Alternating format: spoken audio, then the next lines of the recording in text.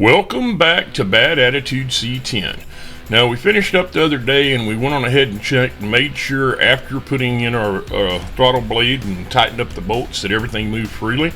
Now it's time to move forward, and the first thing I'm going to share is this ICT billet fastener kit to put on our IAC and our TPS sensor.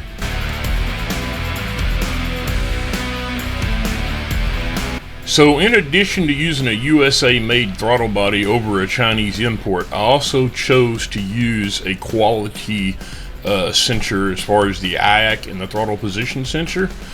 These are both from AC Delco, and I figured that would be better than spending 16 bucks on the ones from China and then having any issues down the road.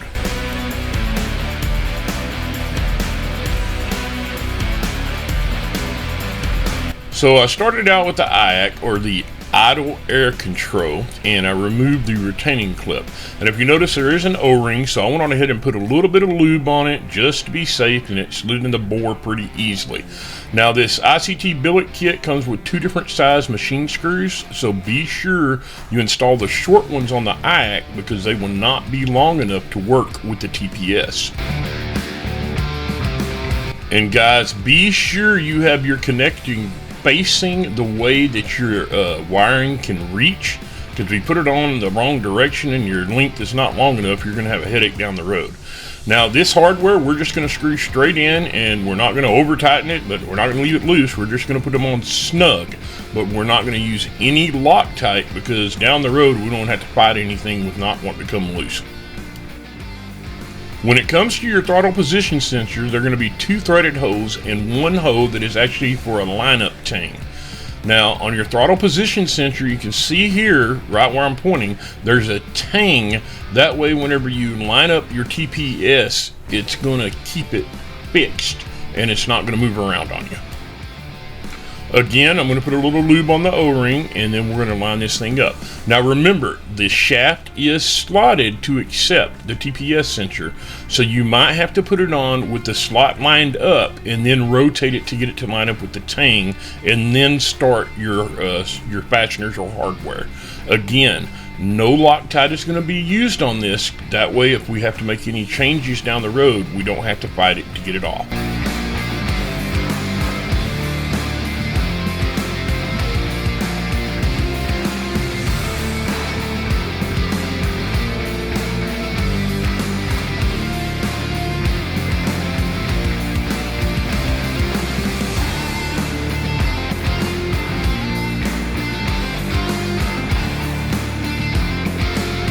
With the TPS now mounted, I went on ahead and double checked throttle blade movement and made sure it was still free and clear.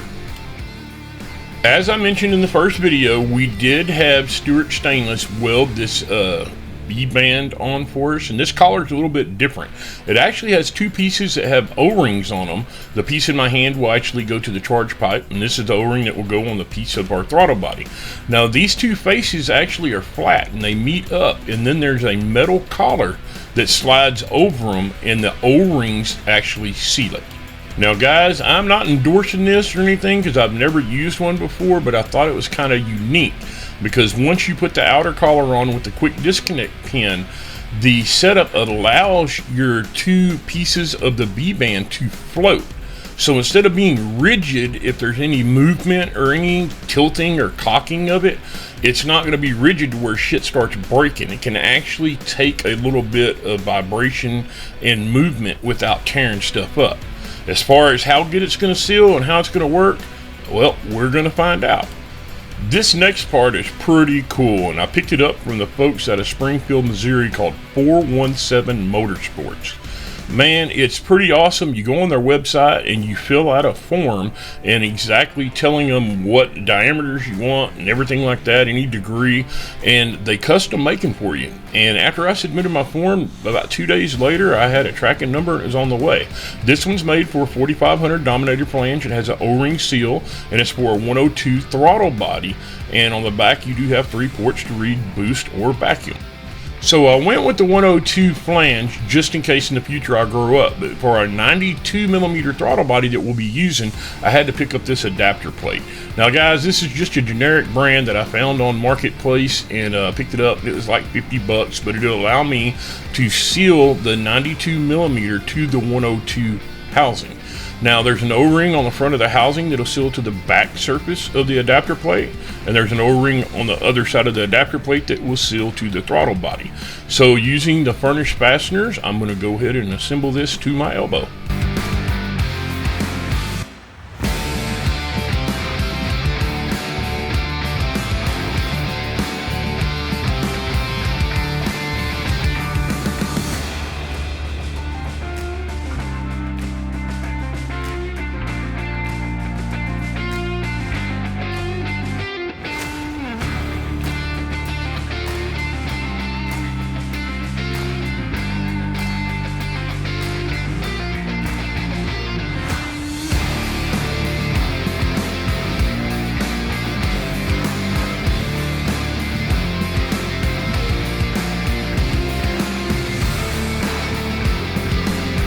The mounting hardware that was going by the TPS kind of gave me a little bit of an obstruction, so I had to remove the V-band to get on these a little straighter.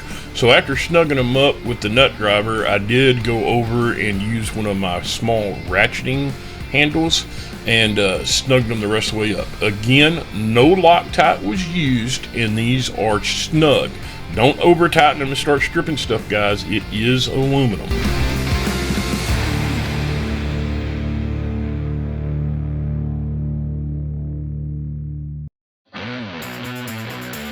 With our throttle body now mounted, I went on ahead and put the V-band back on.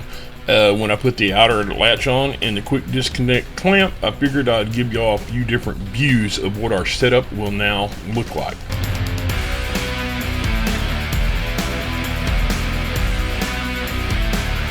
Now guys, all in all, I think this looks really good and I think it turned out well.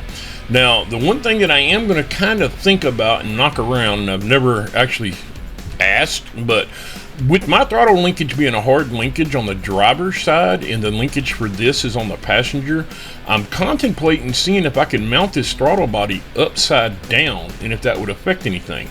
I mean, it is forced induction and flow is flow, so I mean, it's not going to change anything that I'm aware of. So let me know in the comments what y'all think, and we're going to wrap this one up, and I'll see you next time.